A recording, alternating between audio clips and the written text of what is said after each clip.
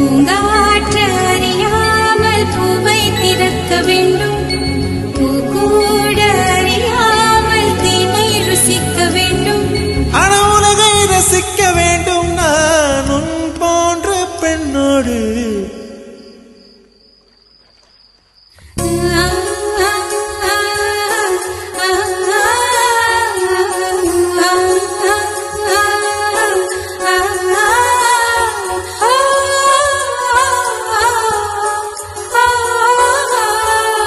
வெண்ணிலவே வெண்ணிலவே விண்ணை தாண்டி வருவாயா, விளையாட ஜோடி தேவை.